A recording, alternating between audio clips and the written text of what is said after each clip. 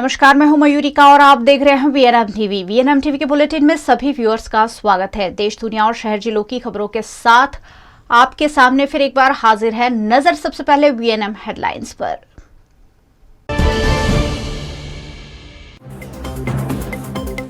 वाराणसी की ज्ञानवापी मस्जिद में श्रृंगार गौरी पर हिंदू पक्ष के हक में फैसला। 22 सितंबर को अगली सुनवाई।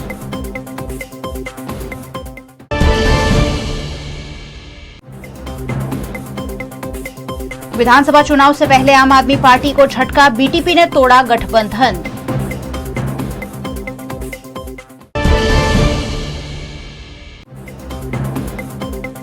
और आकलाव के फार्म हाउस में शराब की महफिल पर पुलिस का छापा, 25 रईसजादे हिरासत में।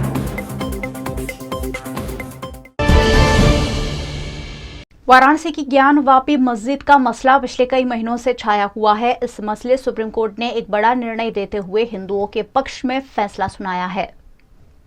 वाराणसी के ज्ञानवापी परिसर स्थित मां श्रृंगार गौरी के नियमित दर्शन पूजन की मांग को लेकर दायर याचिका को वाराणसी की कोर्ट ने सुनवाई योग्य माना है। वाराणसी की जिला अदालत ने हिंदुओं के पक्ष में फैसला दिया है। कोर्ट ने ज्ञानवापी मस्जिद में श्रृंगार गौरी मंदिर में हर रोज पूजा करने की याचिका को जायज ठहराया है। कोर्ट ने फैसला सुनाया है कि याचिका सुनने योग्य है। मस्जिद पक्ष की तरफ से दायर याचिका में मेरिट नहीं। इसके साथ ही कोर्ट के आदेश के बाद अब इस मामले पर सुनवाई की जा सकती है। 20 मई को सुप्रीम कोर्ट ने वाराणसी जिला जज को याचिका की मेरिट पर फैसला लेने का आदेश दिया था। वाराणसी जिला जज डॉक्टर ए.के. विश्वेश ने 24 अगस्त को सुनवाई पूरी की थी। मस्जिद कमेटी ने सुप्रीम कोर्ट में याचिका दायर कर मांग की थी कि ये याचिका सुने जाने योग्य नहीं है। मस्जिद पक्ष ने दलील दी थी कि श्रृंगार गौरी में पूजा करने की याचिका 1991 के पूजा स्थल कानून के खिलाफ है। गौरतलब है कि संसद में सन 1991 में प्लेसेस ऑफ वर्शिप एक्ट पारित हुआ था। इसमें निर्धारित किया गया था कि सन 1947 में जो इबादत गाहें जिस तरह थी उनको उसी हालत पर कायम रखा जाए। साल 2019 में बाबरी मस्जिद मुकदमे के फैसले में सुप्रीम कोर्ट ने कहा था कि अब तमाम इबादत गाहें साल 2019 में बाबरी मस्जिद मुकदमे के फैसले में सुप्रीम कोर्ट ने कहा था कि अब तमाम इबादत गाहें इस कानून के दायरे में होगी और ये कानून दस्तूर हिंद की बुनियाद के मुताबिक है। गुजरात में विधानसभा चुनाव से पहले ही तेजी से आगे बढ़ रही आम आदमी पार्टी को भारतीय ट्राइबल पार्टी यानी कि बीटीपी ने एक बड़ा झटका देते हुए आम आदमी पार्टी के साथ किया हुआ गठबंधन तोड़ दिया है। ये तो गठबंधन जेवुं हतुं ज नहीं, कारण के गठबंधन करवाने लायक आ पार्टीओ छे ज नहीं। ये भाजपनी ज आ बी टीम छे, એટલા માટે હું એમની સાથે ગઠબંધન કે બીજી વાત કરવા તૈયાર નથી, કારણ કે એ બધી ટોપી ભેગી થઈને પાઘડીવાળાને નિકંદન કાઢવા માગે છે એ વાત હવે અમે ચલાવવાના નથી, એટલે એમની સાથે ગઠબંધન અમે કરવા તૈયાર નથી। ટોપીવાળાથી હવે બધા ચેતજો એ વાત અમે બધે જ કરીએ છીએ અને કરવાના છે, કારણ કે કેસરી ટોપી, આ હવેણાવાળી ટોપી, બીજી ટોપી, અહીંના લોકોનો તો જે છે ટ્રેડિશનલ ડ્રેસ એ તો પાઘડી છે, પછી ટોપી કેવી રીતના પહેરાવી દે મારે એમ કહેવું। આ દેશનો સત્યાનાશ ભાજપ અને આ લોકોએ ભેગા થઈને આ ટોપીવાળાએ સત્યાનાશ કર્યો છે। વધારે સત્યાનાશ નહીં થાય એટલા માટે અમે કહીએ છીએ બધા પાઘડીવાળાને કે એની સામે ભેગા થાઓ અને લડો, આ લોકોને સત્તામાંથી દૂર કરો। કદાચ 10 વર્ષ લાગશે, પણ હું બધાને વિનંતી કરું છું, ઓબીસીને, માઇનોરિટીને, બીજા લોકો જે ભોગ બન્યા છે એવાને કે બધા ભેગા થાવ ને આ ટોપીવાળાને તેડે મૂકો અને આપણું જે છે પાઘડી એને ચાલુ રાખો। તમે જ કીધું હતું અત્યારે કે આમ આદમી પાર્ટી ગુજરાતમાં પરિવર્તન લાવશે। ના, મેં નથી કહ્યું પરિવર્તનની વાત। પરિવર્તન તો લાવે એવું છે જ નથી, કેમ કે ભાજપના જેટલા લોકો હતા એટલા આ પાર્ટીમાં છે। એ લોકોએ ભાજપની અંદર રહીને જે ધંધો કર્યો છે એનાથી બધા લોકો અજાણ નથી, અને જો આ પાર્ટીમાં જોડાઈને આ શાસન વ્યવસ્થા હાથમાં લેવા કરે તો ભૂતકાળમાં એ લોકોએ ભાજપમાં રહીને જે કર્યું છે એ જ આમાં આપમાં આવીને કરવાના છે, તો શા માટે એને અમારે સહકાર આપવો જોઈએ? હવે આમ આદમી પાર્ટી સાથે બીટીપીનું ગઠબંધન તૂટી ગયું છે, તો આગળની રણનીતિ શું રહેશે? બસ રણનીતિ રહેશે આ લોકોને હરાવવાની। જે લોકો ભોગ બન્યા છે એની પણ સંખ્યા ઘણી છે આ દેશમાં, ગુજરાતની અંદર। ને એવા લોકો વાત કરવા માગતા હશે તો અમે ભેગા થઈને વાત કરીને એમને બી કહીશું કે ચાલો ભાઈ આપણે મોરચો બનાવો અને આ લોકોની સામે આવો, એ વાત કરશું અમે. હવે કોઈ બીજી પાર્ટી સાથે ગઠબંધન બીજેપીનું થશે? એ મેં કહ્યું ને, એક સમય સંજોગો આવશે તો કોની સાથે વાત करवी नहीं करवी ये विचारશું हमें. शराबबंदी वाले गुजरात में आनंद निकट के आंकलाव में फार्म हाउस में डांस और शराब की चल रही पार्टी में पुलिस ने छापेमारी करते हुए 25 रईसजादों को गिरफ्तार कर लिया है.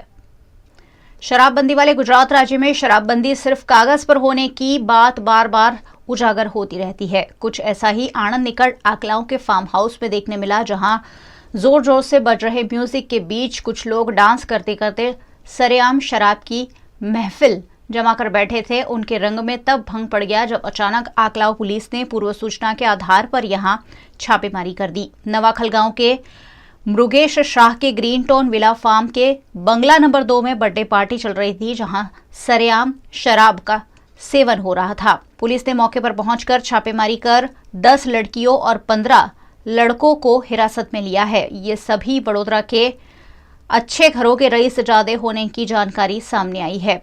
पुलिस ने इस रेड में म्यूजिक सिस्टम के साथ 11,50,000 रुपए का मुद्दामाल जब्त किया है. वडोदरा में पिछले कई सालों से बन रहे सबसे लंबे फ्लाईओवर ब्रिज के निर्माण की अवधि पूरी हो गई है, लेकिन अब तक ब्रिज निर्माण पूरा नहीं हुआ है, जिससे हजारों की संख्या में वाहन चालक रोजाना परेशानियों से जूझ रहे हैं.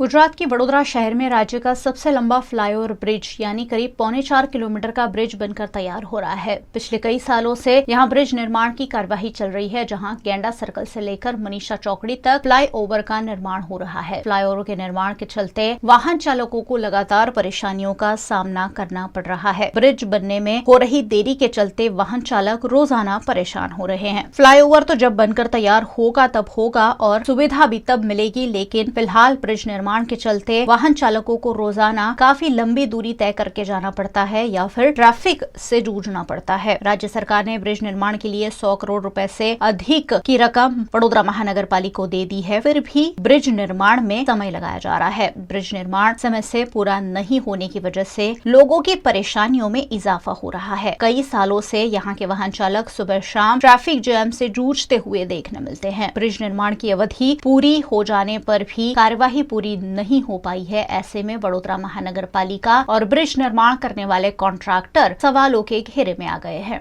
गुजरात के वडोदरा शहर में 9वीं कक्षा में पढ़ने वाली नाबालिग के साथ दुष्कर्म के आरोपी को गोत्री पुलिस ने गिरफ्तार कर लिया है.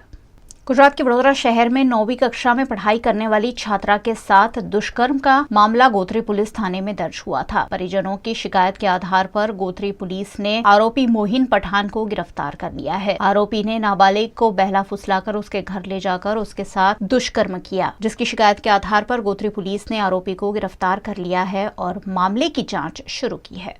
वार्ता ऐसी है कि मेरी लड़की के साथ दुष्कर्म हुआ है, जो नाबालिग है, उसकी उम्र 13 साल की है और जिसने ये काम किया है वो मुस्लिम है.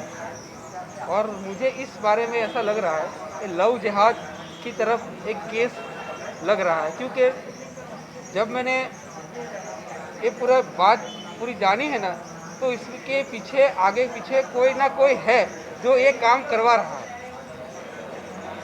क्योंकि एक ध्रुवी राजपूत करके एक लेडी है, उसने मेरे साथ बात की थी. मैंने जेपी पुलिस स्टेशन में प्लानिंग किया कि चलो जाके देखते हैं कि भाई मेरी लड़की को मैं कैसे ढूंढूं. तो मैंने जेपी पुलिस स्टेशन जाके कॉल करवाया. उसके बाद ही मुझे पता चला है कि लड़की आपकी यहाँ है.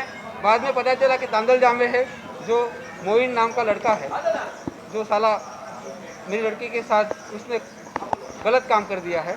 ठीक है ना, अभी उसको सज़ा मिले, मेरी लड़की को न्याय मिले, यही मेरी एक न्याय तंत्र से विनती है. बड़ौदा शहर के गोत्री पुलिस स्टेशन में गत रात्रि को एक कंप्लेनेंट हैं, उन्होंने पुलिस स्टेशन आके अपनी 14 साल की नाबालिग लड़की के साथ जो घटना घटी उसके बारे में बताया. उसके मुताबिक उनकी जो बेटी है, उनकी जो बेटी है वो अभी पढ़ाई कर रही है. जो भाई हैं उनका दुकान है और दुकान के पास में एक गैरेज है. गैरेज में एक मोइन पठान करके लड़का है जो काम करता है। जो जानकारी मिली है फरियादी के पास से, कंप्लेनेंट के पास से, उसके मुताबिक वो जो गल्ले पर आते जाते रहता था, कभी कभी ये छोटी बच्ची है वहाँ पर, वो भी गल्ले पर आती थी, तब शायद दोनों एक दूसरे के कांटेक्ट में आए होंगे। और जो घटना घटी परसों, उसमें ये है कि लड़के ने लड़की को बताया होगा कि आज मेरा बर्थडे है तो तू मुझे मिलने आना। तो ऐसे नाबालिग है, लड़की गई, घर पे बताया कि उसकी कोई सहेली का बर्थडे है, और ट्यूशन क्लास में से ये लड़का उसको लेके निकल गया, अपने घर पे ले गया और उसके साथ ज़बरदस्ती की ऐसी वारदात हुई है जो कंप्लेनेंट ने बताया। और उसके पिताजी ने जब लड़की को ट्यूशन क्लास से आने में देरी हुई, घर में देर तक नहीं आई घर पे, तब पता किया, तब ये पूरा मांजरा सामने आया। और तब उन्होंने अपनी बेटी से पूछा, तब बेटी ने सब ये चीज़ें बताई कि वो लड़का इस तरीके से उसके कांटेक्ट में आया था और अपने घर पे ले जाके उसने ना कहने पर भी उसके साथ ज़बरदस्ती की हुई है। और इस बात को लेके गोत्री पुलिस स्टेशन में कंप्लेंट दर्ज की गई है। पॉक्सो एक्ट और एट्रोसिटी एक्ट के हिसाब से, सेक्शन के अनुसार फरियाद दाखिल हो गई है और इसकी इन्वेस्टिगेशन शुरू कर दी गई है। वडोदरा के विश्व प्रसिद्ध एमएस यूनिवर्सिटी में अब छात्र संघ के चुनाव नजदीक है और इसी बीच 2 छात्र गुटों में मारपीट की घटना सामने आई है। गुजरात के वडोदरा शहर की विश्व प्रसिद्ध महाराजा सयाजीराव गायकवाड़ यूनिवर्सिटी में हजारों की संख्या में छात्र पढ़ाई करते हैं, लेकिन यहां छात्र संघ के चुनाव नजदीक आते ही छात्र गुटों में मारपीट की घटनाएं लगातार सामने आने लगती है। कुछ ऐसा ही एजीएसयू और एजीएसजी ग्रुप के बीच देखने मिला। एमएस यूनिवर्सिटी की कॉमर्स फैकल्टी की मेन बिल्डिंग पर दोनों गुटों के छात्रों के बीच जमकर मारपीट हुई। इस मामले सयाजीगंज पुलिस थाने में शिकायत भी दर्ज कराई गई है। आज हुआ ये था कि मैं यूनिट पे जब स्टूडेंट का काम कर रहा था, तब एजीएसयू ग्रुप के कुछ कार्यकर्ताओं ने मुझे घेर लिया था, मुझे मारने की कोशिश की थी और बोला था कि तू इलेक्शन मत लड़। तो वहाँ से विजिलेंस टीम ने मुझे वहाँ से निकलवाया बाहर और हम जाके मेन पे आए। तो वहाँ पे मेन पे वो लोग डंडे और गमले लेके हमको मारने दौड़े थे। उसमें हमने अपने बचाव में हम ऑफिस में अंदर गए और वो लोग हमें मारने बहुत देर तक आए, पर हम बच गए। और हम लोग यहाँ पे अपनी एफआईआर करवाना है क्योंकि हमें भी अभी इन लोगों से बचाव चाहिए। ये जो बनाव बना है पिछले 1 महीने से चल रहा है। मुझे पिछले 1 महीने से धमकियाँ मिल रही है कि कॉलेज में मत आना वरना तुझे मार डालेंगे, तुझे यहाँ उठा के ले जाएंगे, तेरी औकात दिखा देंगे, तू हमें जानता नहीं, ऐसा वैसा। मैंने उनको बोला भाई तुमको जो करना है करो, मैं तो यूनिवर्सिटी में आऊँगा। आज जब मैं 12 बजे यूनिवर्सिटी के अंदर मेन बिल्डिंग पर आया तब अचानक मैं वहाँ खड़ा था अकेला, मेरे साथी मित्र अलग अलग मतलब खड़े थे। तो अचानक उन लोगों के 20-25 लोग आके मेरे सीधे मारने दौड़े मेरे को, जिनमें से एक बंदा था पाइप लेके मेरे को मारने भागा, दूसरे ने नीचे जो कुंडा खड़ा रखा था उससे वो मेरे को मारने भागा। वो सारे के सारे लड़के एजीएसयू ऑल गुजरात स्टूडेंट यूनियन जो ग्रुप है उसके सारे लड़के थे जो काफ़ी टाइम से मेरे पीछे पड़े थे मुझे मारने के लिए। आज जब मुझे मार रहा है तब मैं मेन बिल्डिंग के अंदर मेरे बचाव में मैं मेन बिल्डिंग के अंदर चला गया, तब मेरे साथी मित्र बीच में आए मुझे बचाने के लिए और उसमें ये घर्षण हुआ। वीएनएम बुलेटिन में वक्त है छोटे से ब्रेक का। बने रहिए हमारे साथ। ब्रेक के उस पार भी खबरों का सिलसिला लगातार जारी रहेगा। देखते रहिए वीएनएम। ધોરણ 12 પછી કેનેડામાં ઓછામાં ઓછા બજેટમાં કઈ રીતે સ્ટડી કરી શકાય એનું સંપૂર્ણ માર્ગદર્શન મેળવવા આજે જ વિઝિટ કરો કાનન ઇન્ટરનેશનલ, જ્યાં તમને મળશે IELTS, PTE, TOEFL, GRE અને સેટના કોચિંગ સાથે કોલેજ યુનિવર્સિટીના study options, facilities like mock test, SOP, EMI, education loan, visa filing અને pre departure everything under one roof. તો આજે જ આવો Kanan international at Trident complex, racecourse road, Vadodara. વડોદરાના ઘણા વિસ્તારો જેમ કે અકોટા, માંજલપુર, અલકાપુરી, મકરપુરા વગેરે વગેરે વિસ્તારોના લોકો ચિંતામાં છે. આ ચિંતાનું કારણ છે વડોદરાના લોકોમાં વધતી ઈર્ષા. જી હા, અને આ ઈર્ષાનો સ્ત્રોત છે તરસાલી એરિયામાં આવેલ રેઝિડેન્શિયલ પ્રોજેક્ટ દર્શનમ પ્લેસ. ઘણી બધી એમ્યુનિટીઝથી ભરપૂર આ 2 અને 3 BHK પ્રોજેક્ટ બની ગયો છે નવા ઘર શોધવાવાળા લોકો માટે એક અનોખો અવસર. पिताजी, ये मुझे कहीं नहीं ले जाते, चॉकलेट आइसक्रीम नहीं खिलाते, कहते बचत नहीं, बड़े पेट्रोल के दाम, मेरा जीना हुआ हराम। गीता, पिकनिक पार्टी रोज ही जाते, चॉकलेट आइसक्रीम रोज ही खाते। जॉय ई बाइक ने बचत कराई, आखिर बचत भी तो है कमाई। यह है जॉय ई बाइक, जितनी दौड़ेगी उतनी बचत जोड़ेगी। आज ही घर आए और बचत कमाए। जॉय ई बाइक। घर देते वक्त तो सरकार बड़े बड़े वादे करती है, लेकिन उन वादों में से फिर कोई वादा खरा नहीं उतरता है। कुछ ऐसा ही वडोदरा के सयाजीपुरा में गोकुल टाउनशिप के निवासियों के साथ हुआ है, जिस पर आज विरोध प्रदर्शित किया गया। वडोदरा के सयाजीपुरा में मुख्यमंत्री आवास योजना के तहत गोकुल धाम टाउनशिप बनाई गई है, जहां पैसे लेकर लोगों को घर दिए गए हैं, लेकिन जिन सुविधाओं का वादा किया गया था वो सुविधाएं निवासियों को नहीं मिली है, जिस पर विरोध जताते हुए कर्मचारियों ने धरना देकर उन्हें सुविधाएं मुहैया कराने की मांग की। अब आज हमें गोकुलधाम टाउनशिप ખોડિયારનગર જે સયાજી ટાઉનશીપ રોડ પાણીની ટાંકી ત્યાંથી અમે આવીએ છીએ। વારે ઘડીએ અમે અરજી આપીએ છીએ કે અમારી લિફ્ટ ચાલુ કરો ને અન્ય સુવિધાઓ જેમ કે પાણીની ઓછું છે, પ્રેશર છે, સોલાર છે, અમુકને સિક્યોરિટી કેબિન બી હજુ નથી બનાવી આપી, અમુક બ્લોક બાકી છે, ગાર્ડન નથી બનાવ્યું કે નથી અમારે ક્લબ હાઉસની સુવિધા આપી। જે ઘડીએ સરકારે આપવાનો નિર્ણય કર્યો હતો કે અમે આ સુવિધાઓ આપીશું આટલી પ્રાઇસમાં, જે મુખ્યમંત્રી આવાસના મકાન હતા એમાં અમને હજુ પૂરતી સુવિધાઓ નથી મળી। એકચ્યુઅલી 2014માં અમે ફોર્મ ભર્યા હતા, એ 7 વર્ષ થઈ ગયા 2014ને, ત્યારે હમણાં મકાન મને પહેલા મહિનામાં જાન્યુઆરીમાં આપ્યા। હવે આજે 9મો મહિનો ચાલે છે, 9 મહિના ही લિફ્ટ 10 દિવસ ચાલુ કરે બંધ કરી દે। હવે વારે ઘડે અમે રજૂઆત કરે છે લિફ્ટની। હા, સયાજીપુરામાં અમારા જે હાઉસિંગના આવાસો છે 39 નંબરનો એપી છે, ત્યાં લિફ્ટ બંધ થઈ ગઈ છે, એ માટે રજૂઆત કરવા આવ્યા છે।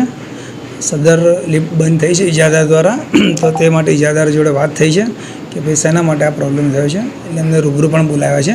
આજે બહાર છે ભાઈ, કાલે રૂબરૂ અત્રે આવવાના છે। તેમને અત્રેથી સૂચના પણ આપવામાં આવે છે કે ભાઈ જે પ્રશ્ન છે લિફ્ટ બંધ થયેલ છે તેનું સોલ્यूशन આજે लाओ एम। पूरे गुजरात में आंगनवाड़ी महिला कर्मचारी इन दिनों हड़ताल पर है। वडोदरा तालुका की आंगनवाड़ियों से जुड़ी 800 जितनी महिलाओं ने भी आज इस मामले सरकार को आवेदन दिया।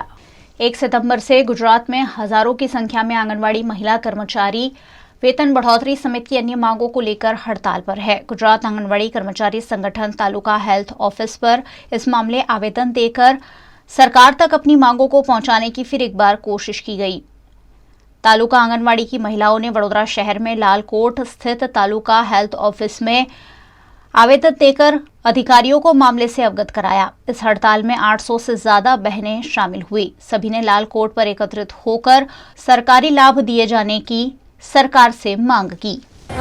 અમારી રજૂઆત તો એ છે સરકાર તરફથી, કેમ કે અમને કોઈ આઈસીડીએસ તરફથી કોઈ વિરોધ નથી, સરકાર તરફથી કોઈ વિરોધ નથી, પણ અમે એટલા માટે ભેગા થયા છીએ કે અમને જે મળવા પાત્ર જે કંઈ લાભો મળવાના છે એ અમને મળવા જોઈએ। બીજું કે અમે જે કામગીરી કરીએ છીએ એના પ્રમાણે અમને મહેનતાણું મળવું જોઈએ। એટલે અમને સરકાર તરફથી કે આઈસીડીએસ તરફથી બાળકો તરફથી કોઈ વિરોધ નથી, કેમ કે અમે બાળકોને જે કુપોષણ અટકાવવાનું છે અટકાવવાના જ છે, પણ એની સામે અમને જે પોતે કુપોષણ થઈએ છીએ એના માટે અમે લડીએ છીએ કે જો અમને સરકારી કર્મચારીમાં અમને આવરી લે। બીજું કે અમને જે કંઈ મળવાપાત્ર જે ભાડું ભથ્થું કે જે કંઈ મળવાનું છે એ અમને મળવું જોઈએ। અમારા હક્કો અત્યાર સુધી કોઈ હક મળ્યા નથી।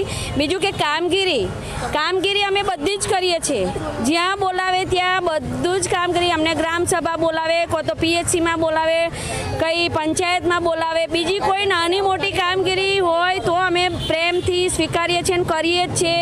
કોરોનાના માહોલમાં બધી બહેનો ઘરે ઘરે જઈને રસી માટેનું અમે કામગીરી કરી છે। આશા વર્કરોને બધું ભથ્થું મળ્યું, જ્યારે આંગણવાડી વર્કરોને કોઈ ભથ્થું મળ્યું નથી। 7 થી 5 વાગ્યા સુધી અમારી આંગણવાડી વર્કર બહેનો ત્યાં બેસી હતી, પણ એ અમને કોઈ ભાડું ભથ્થું કશું મળ્યું નથી। बिल्किस बानो पर हुए गैंग रेप के आरोपियों को गुजरात सरकार ने खुद छोड़ दिया है, जिससे असुरक्षित महसूस कर रही महिलाओं को महिला अधिकार मंच द्वारा दंडों का वितरण किया गया है। 2002 में गुजरात में हुए कौमी दंगों के बाद बिल्किस बानो रेप केस काफी चर्चा में आया था, जिसमें 12 आरोपियों को सजा हुई थी। 12 में से 11 आरोपियों को पिछले दिनों 15 अगस्त को गुजरात सरकार ने रिहा कर दिया है, जिस पर लगातार सवालिया निशान लग रहे हैं। इस मामले हिम्मतनगर में महिला अधिकार मंच द्वारा कलेक्टर को आवेदन देकर मामले पर आपत्ति जताई गई और साथ ही इस मौके पर आत्मरक्षा के लिए महिलाओं को दंडों का वितरण किया गया। रोजे रोज देशમાં મહિલાઓ વિરુદ્ધના અત્યાચારો માથા મૂકી રહ્યા છે, તેવામાં ગુજરાત સરકારે બિલ્કિસ બાનો જેવા જઘન્ય અપરાધના 11 દોષિતોને આઝાદ કરી મૂક્યા છે। તેનો વિરોધ કરવા માટે આજે અમે કલેક્ટર કચેરી હિંમતનગર ખાતે કલેક્ટરશ્રીને આવેદનપત્ર આપવા આવ્યા છીએ। તે ઉપરાંત સરકારના આવા બેજવાબદાર વલણના લીધે મહિલાઓમાં ભયનો માહોલ ઉભો થયો છે, જેનાથી મહિલાઓએ જાતે પોતાની સુરક્ષા કરવાની થઈ રહી છે। તેની માટે આજે અમે લોકોએ દંડા વિતરણ કર્યું છે મહિલાઓમાં। જો અમારી માંગણી સંતોષવામાં નહીં આવે તો અમે સમગ્ર ગુજરાતમાં મહિલા સ્વાભિમાન યાત્રા કાઢીને ગુજરાતની 2,16,00,000 મહિલા મતદારોને આ મહિલા વિરોધી સરકાર વિરુદ્ધ મતદાન કરવા માટે આહવાન આપીશું। રોજ મહિલાઓ સાથે અત્યાચાર, બલાત્કાર, ઘરેલુ હિંસા, હરેસમેન્ટ આવી બધી આપણને સાંભળવા મળે છે। એવામાં ગુજરાત સરકારે કેન્દ્ર સરકારના આદેશોનું ઉલ્લંઘન કરીને બિલ્કિસ બાનોના કેસના આરોપીઓને આઝાદ કરી દીધા છે। આરોપીઓ આઝાદ ફરે છે એટલે મહિલાઓમાં ભયનો માહોલ છે। સરકારે તો બલાત્કારીઓને આઝાદ કરી દીધા એટલે મહિલાઓ હવે પોતાની સુરક્ષા જાતે કરી શકે, તેના માટે અમે મહિલા અધિકાર મંચ દ્વારા દંડાઓનું વિતરણ કર્યું છે। જો ગુજરાત સરકાર અમારી આ માંગણી પૂરી નહીં કરે એટલે મીન્સ કે તાત્કાલિક આ બલાત્કારીઓને જેલ ભેગા કરવામાં નહીં આવે તો અમે રાજ્યભરમાં મહિલા સ્વાભિમાન યાત્રા નીકાળીને રાજ્યની તમામ મહિલા વોટરોને આવી સરકાર વિરુદ્ધ मतदान કરવા માટે આહવાન કરીશું। वीएनएम टीवी पर अब वक्त है राष्ट्रीय अंतर्राष्ट्रीय खबरों पर फटाफट नजर डालने का। वाराणसी के ज्ञानवापी श्रृंगार गौरी विवाद में आगे की सुनवाई जारी रहेगी। वाराणसी जिला कोर्ट में कहा गया कि केस सुनने लायक है। कोर्ट ने इस केस को न सुनने के लिए मुस्लिम पक्ष की तरफ से दर्ज आपत्तियों को खारिज कर दिया है। कोर्ट ने माना कि ये केस 1981 के वर्शिप एक्ट के तहत नहीं आता। अब वाराणसी जिला कोर्ट में 22 सितंबर को इस मामले में अगली सुनवाई होगी। ज्योतिर्मठ, बद्रीनाथ और शारदा पीठ द्वारका के शंकराचार्य स्वामी स्वरूपानंद सरस्वती अब अंतिम सफर पर है। भजन कीर्तन के साथ उन्हें पालकी में बिठाकर समाधि स्थल तक लाया गया, जहां सैकड़ों की संख्या में मौजूद साधु संतों ने वैदिक मंत्रोच्चार और धार्मिक रीति रिवाज के साथ शंकराचार्य स्वामी स्वरूपानंद सरस्वती को समाधि दी। इस दौरान हजारों की संख्या में उनके शिष्य, अनुयायी और श्रद्धालु मौजूद रहे, जिन्होंने नम आंखों के साथ अपने गुरुदेव को अंतिम विदाई दी। एशिया कप के फाइनल के दौरान भारतीय फैंस के साथ भेदभाव का मामला सामने आया। पाकिस्तान श्रीलंका के बीच मुकाबले को देखने के लिए भारतीय फैंस को इसलिए रोका गया क्योंकि फैंस ने इंडियन जर्सी पहन रखी थी। इतना ही नहीं, भारतीय फैंस को श्रीलंका या फिर पाकिस्तान की जर्सी पहनने के लिए मजबूर किया गया। रणबीर कपूर और आलिया भट्ट स्टारर ब्रह्मास्त्र बॉक्स ऑफिस पर पहले दिन से ही कमाई के मामले में रिकॉर्ड दर्ज कर रही है। फिल्म ने तीसरे दिन 45 करोड़ की कमाई की है। ब्रह्मास्त्र के पहले वीकेंड में भारत में 125 करोड़ रुपए कमाए हैं। इस हिसाब से ब्रह्मास्त्र पिछले 6 साल में पहले वीकेंड में सबसे ज्यादा कमाई करने वाली फिल्म बन गई है। इसके साथ ही फिल्म ने ग्लोबल बॉक्स ऑफिस पर अब तक 225 करोड़ रुपए कमा लिए हैं।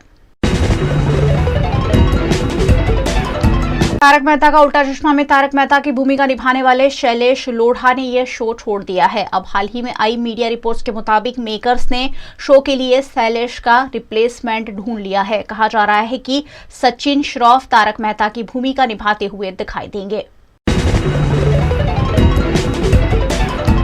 राहुल गांधी की भारत जोड़ो यात्रा लगातार विवादों में है। केरल में उनकी यात्रा के दूसरे दिन यानी कि 12 सितंबर को कांग्रेस ने अपनी ट्विटर अकाउंट से खाकी की एक निकर की तस्वीर शेयर की थी, जिसमें लिखा कि देश को नफरत से मुक्त कराने में 145 दिन बाकी है। इस पर आरएसएस ने कहा कि उनके बाप दादा ने संघ का बहुत तिरस्कार किया, लेकिन संघ रोका नहीं। वहीं भाजपा में कांग्रेस पर सिख विरोधी दंगे भड़काने का आरोप लगाया है। मनी लॉन्ड्रिंग केस में जैकलिन फर्नांडिस को 14 सितंबर को पूछताछ के लिए बुलाया गया है। दिल्ली पुलिस की ईओडब्ल्यू शाखा ने नया समन जैकलिन फर्नांडिस को जारी कर दिया है। दरअसल पुरानी कमिटमेंट्स के कारण जैकलिन 12 सितंबर को पूछताछ में शामिल नहीं हो पाई थी। ऐसे में अब 14 सितंबर को उनसे पूछताछ की जाएगी। देश के प्रधानमंत्री नरेंद्र मोदी ने ग्रेटर नोएडा में सोमवार को वर्ल्ड डेयरी समिट 2022 का उद्घाटन किया। पीएम मोदी ने कहा कि पिछले कुछ समय में भारत में अनेक राज्यों में लंपी नामक बीमारी से पशुओं का नुकसान हुआ है। राज्य सरकारों के साथ मिलकर केंद्र सरकार इसे कंट्रोल करने की कोशिश कर रही है। हमारे वैज्ञानिकों ने लंपी रोग की स्वदेशी वैक्सीन भी तैयार कर ली है। भारत में हम पशुओं के यूनिवर्सल वैक्सीनेशन पर भी बल दे रहे हैं। आज यानी 12 सितंबर को सोने में गिरावट और चांदी में तेजी देखने मिली। Indian bulls and jewellers association की वेबसाइट के अनुसार सराफा बाजार में सोना 219 रुपए सस्ता होकर 50,658 पर पहुंच गया है। वहीं चांदी 378 रुपए महंगी होकर 55,078 रुपए प्रति किलोग्राम पर पहुंच गई है। आम आदमी पार्टी के राष्ट्रीय संयोजक अरविंद केजरीवाल ने आज गुजरात के अहमदाबाद में व्यापारियों से संवाद करते हुए आम आदमी पार्टी की सरकार बनने पर व्यापारियों के लिए अच्छा माहौल मुहैया कराने का भरोसा जताया है। आम आदमी पार्टी के राष्ट्रीय संयोजक अरविंद केजरीवाल ने अहमदाबाद के सिंधु भवन रोड पर गवालिया एसबीआर में व्यापारियों के साथ संवाद किया। उनका कहना था कि व्यापारी गुजरात में डरे हुए हैं। भारतीय जनता पार्टी व्यापारियों को डरा धमका कर रख रही है। आम आदमी पार्टी के राष्ट्रीय संयोजक अरविंद केजरीवाल ने इस मौके पर व्यापारियों से सीधा संवाद करते हुए उनकी समस्याओं को जानने की कोशिश की। से हम व्यापारी लोग उभर ही रहे थे, तुरंत जीएसटी ठोक दिया, वहीं से उभर रहे थे, कोरोना की मार पड़ी। आप थोड़ी बहुत जो चमक दमक व्यापारी की देख रहे हैं, 90% हम लोन पे चल रहे हैं, तो ये जीएसटी का कुछ उकेल किया जाए। दूसरा, जब मोदी साहब सीएम थे तब उनकी बात अलग थी, जब पीएम बन गए तो पूरी बातें पलट दी। जब सेंटर में ऑपोजिट सरकार थी तो गुजरात के सीएम चिल्ला चिल्ला कर जो बात मांग रहे थे वो सब बात भूल गए। पर्टिकुलर में एक बात याद करवाना चाहता हूँ, लाइसेंस राज में जो शॉप है सर, वहाँ पे जीएसटी पे होता है, इलेक्ट्रिक बिल्स प्रॉपर पे होते हैं, सब प्रॉपर ऑफिशियली रहता है एफएसआई के लाइसेंस के साथ, राइट। तो सर हमारे स्मॉल इंडस्ट्री में जो ये मैं मुखवास का बिजनेस कर रहा हूँ सर, फिर भी मॉल में भी आके कभी भी पीआई की नाइट है, कॉम्बिनेट, अंदर आके सर मुखवास भी ले जाएंगे और मुखवास की दुकान बंद भी करा के निकल जाएंगे।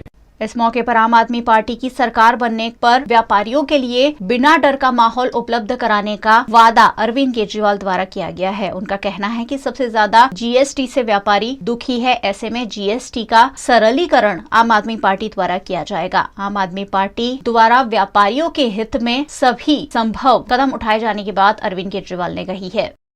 इतनी बड़ी संख्या में अहमदाबाद के व्यापारी आए हुए हैं। मुझे बताया गया सारी क्रीम आज यहाँ पे बैठी है। आप सब लोगों को मेरा नमस्कार, सबको मेरा प्रणाम। अभी मैं कल फ्लाइट में आ रहा था,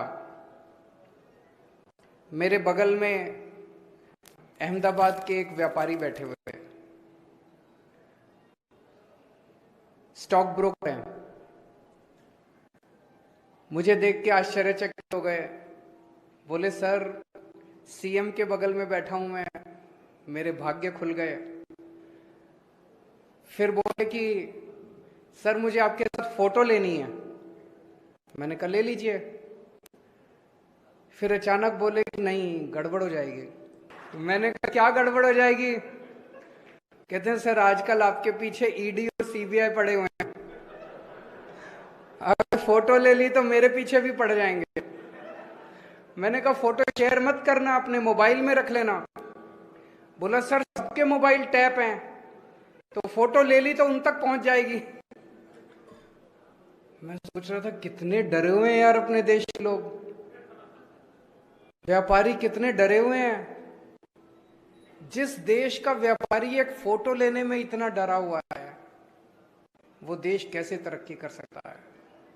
नहीं, जब तक व्यापारी खुश नहीं देश की अर्थव्यवस्था में सबसे ज्यादा योगदान। वहीं इस मामले व्यापारियों ने भी अपनी प्रतिक्रिया VNM टीवी के साथ साझा की। सर जी, मैं एक ट्रांसपोर्टर हूँ और एज एन ट्रांसपोर्टर जो मुझे फेस करना पड़ रहा था उसी के रिगार्डिंग मैं बात करने आई थी केजरीवाल जी से, क्योंकि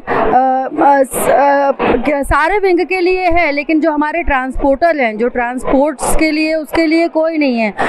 इवन कहते हैं कि काफ़ी सारे ये तो बने हुए एसोसिएशन, लेकिन काम कोई नहीं करता है सर, कोई पूछता ही नहीं है हम लोगों को। कोरोना में देखो हम लोग सबसे आगे थे, लेकिन मारपीट भी हम ही को सबसे ज़्यादा सहनी पड़ी। हर जगह टोल लगता है, GST, डीजल, सब चीज़ में सर इतना सब करने के बाद भी ना, जब हम माल पहुंचा देते हैं पार्टी तक, उसके बाद क्या होता है सर, रोड इतनी ख़राब है, ठीक है ना, लेकिन माल पहुंचाते अगर थोड़ा बहुत मशीन में कुछ हो जाए तो क्या होता है, उसमें भी कट करने का रहता है पार्टियों का कि नहीं अब पैसे काट दो। मतलब हर जगह सर हम ही पिटते हैं। हम मतलब लाख रुपए का हमारा होता है ना सर कि भाई ये हमारा कि ट्रांसपोर्टेशन का चार्ज लाख रुपए के ट्रांसपोर्टेशन के चार्ज में सर हमें 5,000 रुपये मुश्किल से बचते हैं। सर पहली बात तो ये है कि जो अरविंद जी की सरकार है, बेसिकली मैं दिल्ली से हूँ, तो दिल्ली में मेरे पेरेंट्स ने मुझे बताया है कि वहाँ काफ़ी चीज़ें उन्होंने चेंज की है। जब उन्होंने दिल्ली के लिए मुझे बताया था तो मुझे यही था कि हाँ हो सकता है भगवान हमारे यहाँ पे भी कुछ ऐसा हो, चेंजेस आए। तो लकीली यहाँ पे भी आ गए केजरीवाल जी। उन्होंने ये बोला सर कि GST की प्रॉब्लम सॉल्व करेंगे, डीजल की प्रॉब्लम सॉल्व होगी, ठीक है ना सर। और काफ़ी चीज़ों में उन्होंने हमें आश्वासन दिया है काफ़ी चीज़ों में कि भाई ठीक है हमारी सरकार आएगी तो हम इस पे कार्य करेंगे। व्यापारियों की समस्या अनगिनत है, मगर आज गुजरात के संदर्भ में माननीय केजरीवाल जी से मिलना हुआ, उनकी इसमें मीटिंग में खास आमंत्रण से मैं यहाँ आया था और हमारी बातें रजू करी। इसमें हमारा जो मेन मुद्दे हैं, व्यापारी के लिए व्यापारी बोर्ड का गठन हो, रिटेल ट्रेड पॉलिसी होनी चाहिए हर स्टेट की और नेशनल लेवल की भी होनी चाहिए। प्रोफेशनल टैक्स जो व्यापारियों से अलग अलग नामों से लिया जाता है, व्यापारी प्रोफेशनल नहीं है, वो तो अनपढ़ व्यापारी होते हैं, उनके पास से ये नहीं लेना चाहिए। ये बात है हमने की। खास करके GST में जो हमारी सबकी मुश्किलें हैं और इतनी सारी कंप्लायंस इसकी प्रॉब्लम है कि सही GST क्या है वो लोगों को पता ही नहीं है। उसमें मामले कहीं ना कहीं स्टेट को लीडरशिप लेके आगे चलना चाहिए केजरीवाल जी से, क्योंकि सुप्रीम कोर्ट का ये एक डिसीजन ऐसा आ गया है कि जो GST काउंसिल नक्की करती है वो वहाँ डिसीजन होता है, वो स्टेट लेवल के लिए बाध्य नहीं है, वो अपने आप से अपने स्टेट में अलग अलग GST इम्प्लीमेंट कर सकती है। तो आज हमने पहली दफ़ा ये बात को राष्ट्रीय स्तर पर लेके आए और केजरी जी से स्पष्टीकरण मांगा और हमें संतोष है कि उन्होंने बोला है कि हम वो उसके बारे में अलग से सोचेंगे और एक्सप्लोर करके हर उनके राज्य जो है उसमें वो उसका फ़ायदा देंगे हमें। वडोदरा के कल्याण बाग गरबा ग्राउंड पर हर वर्ष प्रणालिका गरबा महोत्सव आयोजित किया जाता है, जिसकी तैयारियां आयोजकों द्वारा शुरू कर दी गई है। गुजरात का वडोदरा शहर देश विदेश में अपनी नवरात्रि के लिए मशहूर है। यहाँ का गरबा देश विदेश में काफी प्रसिद्ध है। कोरोना महामारी के 2 साल वडोदरा शहर के लोगों ने गरबा नहीं खेला है, लेकिन अब गरबा खेलने के लिए पूरे जोश के साथ गरबा प्रेमियों के साथ साथ गरबा आयोजक भी तैयारियां कर रहे हैं। वडोदरा के कल्याण बाग में प्रणालिका गरबा महोत्सव हर साल आयोजित किया जाता है, जिसकी तैयारियां इन दिनों शुरू कर दी गई है। नवरात्रि महोत्सव में अब कुछ ही दिन बचे हैं, ऐसे में प्रणालिका गरबा महोत्सव के आयोजक गरबा ग्राउंड को तैयार कर गरबा प्रेमियों को फिर एक बार मां अम्बे की आराधना में झुमाने के लिए तैयार है। हम लोग प्रणालिका गरबा महोत्सव के बैनर के नीचे आखिरी 22 साल से कल्याण बाग गरबा ग्राउंड पे गरबा कर रहे हैं। यहाँ के मुख्य आयोजक श्री है रमन भाई पटेल, महेंद्र भाई पटेल और परसोत्तम भाई पटेल। वो सब मिलके यहाँ आखिरी 22 साल से माता जी की भव्यातीत भव्य आराधना हो ऐसा यहाँ सब इकट्ठा होकर कर रहे हैं। और यहाँ पे जो आप ग्राउंड देख रहे हो वो ग्राउंड में लेवलिंग का काम चल रहा है और कुछ ही समय में आप आएंगे तो आपको देखने को मिलेगा कि यहाँ पे सब माता जी की मूर्ति से लेके सब अरेंज हो जाएगा। जो माता जी की आराधना है 9 दिन है, उसमें सब भक्तिपूर्ण गरबा गाने के लिए यहाँ पे कल्याण बाग गरबा महोत्सव में आए और सब गरबा गाए। अंगारिका चौथ के खास दिवस पर गणपति जी की पूजा अर्चना की विशेष महत्ता है। ऐसे में वडोदरा के रिद्धि सिद्धि विनायक मंदिर में अंगारिका चौथ के उपलक्ष्य में तैयारियां की जा रही है। कल अंगारिका चौथ का शुभ दिवस है। अंगारिका चौथ साल में 1 या 2 बार ही आती है। अंगारिका चौथ का महाराष्ट्रियन समाज में काफी महत्व है। महाराष्ट्रियन समाज द्वारा इस दिवस पर खास व्रत किया जाता है। हर महीने आने वाली चौथ अगर कोई भक्त ना कर पाए तो वो सिर्फ अंगारिका चौथ कर सभी चौथ करने जितना लाभ प्राप्त कर सकता है। कल अंगारिका चौथ है, ऐसे में वडोदरा के रावपुरा इलाके में भावकाड़े की गली में स्थित रिद्धि सिद्धि विनायक गणपति मंदिर पर भक्तों द्वारा साफ सफाई की गई। विधानसभा चुनाव के मद्देनजर आम आदमी पार्टी लगातार सभा का आयोजन कर नागरिकों तक आम आदमी पार्टी की विचारधारा और आम आदमी पार्टी द्वारा दिए जाने वाली निःशुल्क सुविधाओं को पहुंचाने का काम कर रही है।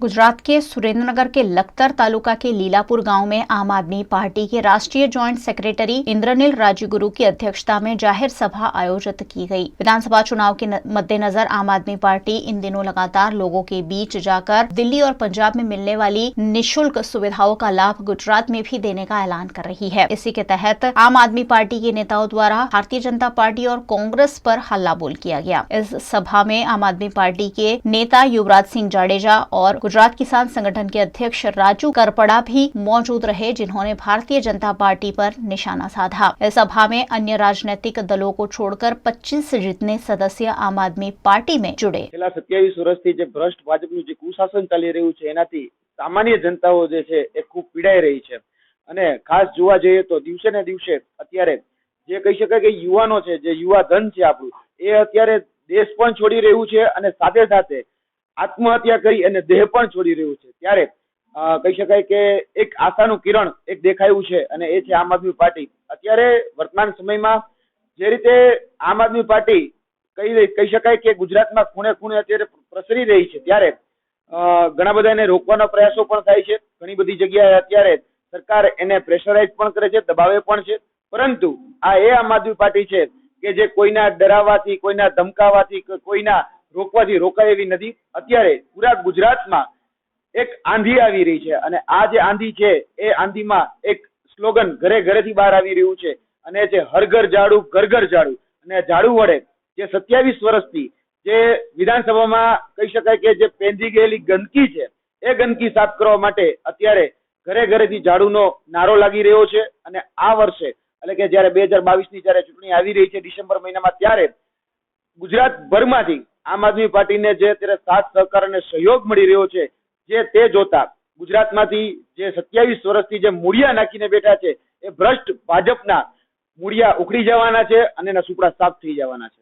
गुजरात के वडोदरा शहर के नागरिकों के लिए दिव्य भास्कर द्वारा धन्वंतरी विष्णु याग का आयोजन किया गया, जिसमें 10,000 नागरिकों ने आहुतियां देते हुए अच्छे स्वास्थ्य की कामना की। गुजरात के जाने माने अखबार दिव्य भास्कर के वडोदरा एडिशन को 18 साल पूरे हुए हैं और 19वें साल में मंगल प्रवेश हुआ है। इस मौके पर वडोदरा के लोगों की सुखाकारी के लिए श्री धन्वंतरी विष्णु याग का दिव्य भास्कर द्वारा आयोजन किया गया। भानपुरा में झांसी की रानी मैदान में आयोजित इस महायज्ञ में 51 ब्राह्मणों ने मंत्रोच्चार के साथ 10,000 से ज्यादा नागरिकों की उपस्थिति में 21 फुट के विशाल कुंड में आहुतियां दी। इस मौके पर अतिथि विशेष के रूप में राजमाता शुभांगिनी देवीराजे गायकवाड़ उपस्थित रही। उन्होंने भी यज्ञ में आहुति देने का लाभ लिया। इस मौके पर वैष्णवाचार्य व्रजराज कुमार, इस्कॉन मंदिर के उपाध्यक्ष नित्यानंद महाराज, वडोदरा की सांसद रंजनबेन भट्ट, मेयर केयूर रोकड़िया, वल्लभकुंड के गोस्वामी पंकज कुमार, भाजपा के प्रदेश महामंत्री भार्गव भट्ट, दिव्य भास्कर के स्टेट एडिटर देवेंद्र भटनागर समेत के अग्रणियों की उपस्थिति रही।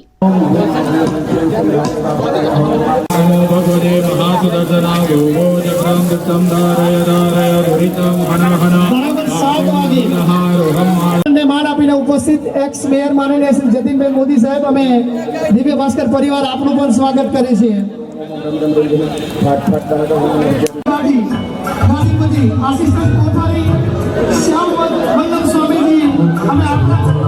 पिछले 2 साल से देश दुनिया कोरोना महामारी से गुजर रही है। ऐसे में दिव्य भास्कर द्वारा नागरिकों के स्वास्थ्य हित में इस खास धार्मिक यज्ञ का आयोजन किया गया। जिस तरह का माहौल था उसमें हमको लगा कि धर्म को लेकर कुछ करना चाहिए और ये यज्ञ अपने जिन हमने अपनों को खोया है उनकी शांति के लिए, बड़ौदा की समृद्धि के लिए, उसके सुख के लिए। न्यूज़पेपर का काम केवल समाचार देना नहीं होता है, समाज की खुशियों में शामिल होना भी होता है। समाज यानी लोग अगर खुश है तो वो खुशी उनके अखबार में दिखना चाहिए। समाज और लोग अगर गुस्से में है तो वो गुस्सा अखबार में दिखना चाहिए, और वो दुखी है तो वो दुख भी अखबार में दिखना चाहिए। जैसा समाज चाहता है अखबार को वैसा ही होना चाहिए। गुजरात सरकार ने पुरानी पेंशन योजना को हटाकर नई पेंशन योजना लागू कर दी है, जिसके विरोध में सरकारी कर्मचारी अब सरकार के ही खिलाफ उठ खड़े हुए हैं। पुरानी पेंशन योजना को फिर से लागू करने की मांग के साथ पूरे सौराष्ट्र के शिक्षक और सरकारी कर्मचारी राजकोट में रविवार को एकत्रित हुए। हजारों की संख्या में सरकारी कर्मचारी रेसकोर्स से कलेक्टर कार्यालय तक महारैली के जरिए पहुंचे और यहां उन्होंने पुरानी पेंशन योजना को लागू करने की मांग की। इस मामले पूरे गुजरात में रविवार को उग्र विरोध प्रदर्शन देखा गया। सौराष्ट्र में भी हजारों की संख्या में कर्मचारियों ने सड़कों पर उतरकर सरकार से पुरानी पेंशन योजना लागू करने की मांग की। આજની આ રાજકોટ ઝોન કક્ષાની મહારેલી ગુજરાત રાજ્ય સંયુક્ત કર્મચારી અને સરકારી મહામંડળ મોરચા આયોજિત આજની આ રેલીમાં સૌરાષ્ટ્ર ઝોનના તમામ જિલ્લાઓના તમામ સ્વર્ગના કર્મચારીઓ એકઠા થઈ અને સરકારશ્રી તરફથી વર્ષોની પડતર માંગણીઓ જે લેખિત અને મૌખિક સ્વરૂપે વારંવાર રજૂઆત કરવા છતાં આ પહેલાં પણ 3 તારીખમાં જિલ્લા વાઇઝ જિલ્લા કક્ષાની રેલી અને આવેદનપત્રનું આયોજન કરી ચૂક્યા। આમ છતાં સરકારશ્રી સાથેની મંત્રણાઓ નિષ્ફળ જતા આજની આ ઝોન કક્ષાની રાજકોટ કક્ષાએ મહારેલીનું સફળતાપૂર્વક આયોજન થઈ રહ્યું છે। આજની રેલીમાં અંદાજે 1 લાખ કર્મચારી ભાઈ બહેનો એમનો આક્રોશ વ્યક્ત કરવાના છે અને સભા પૂરી થયા બાદ રેલી સ્વરૂપે કલેક્ટર કચેરીએ આવેદનપત્ર આપવાના છે।